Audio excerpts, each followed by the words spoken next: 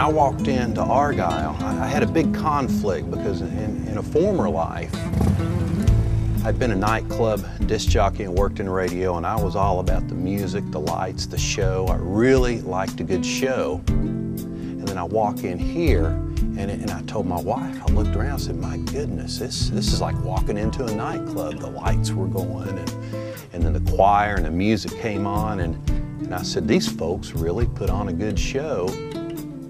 And the neat thing about it is, it was a show for God, and that really got my attention.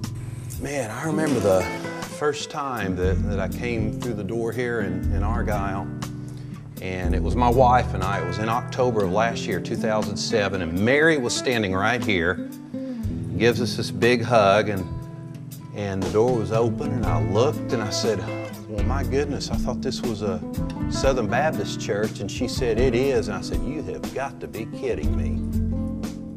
I work in communications and public relations for a living, and I focus on how do we communicate message with the public.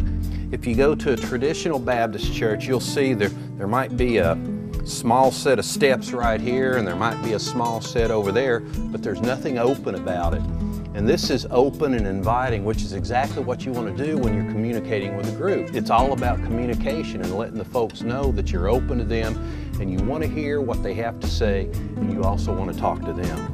The church here, the people have a way of capturing the unique skills and the talents of the members of the church and putting those into practice and using it to accomplish the mission of the church. I'd gone for a motorcycle ride with Rick Painter and with Keith, and we were out, the Argyle Angels, of course. And we were having lunch outside, and I was talking about how I'd done this work with the nightclubs and played the records and worked in radio, and then Rick Painter says, hey Keith, I think we found us another tech. And I looked at Keith, I said, what do you mean another tech? And he said, oh, you'll see. I'm competing for a new job up in the Washington, D.C. area, and the one thing that is bothering me the most about this is if I take that job and if my family and I move, I'm going to have to leave this church. It took me 12 or 13 years to find the church at Argyle, and it's going to be difficult to spend another 12 or 13 years looking for another church home.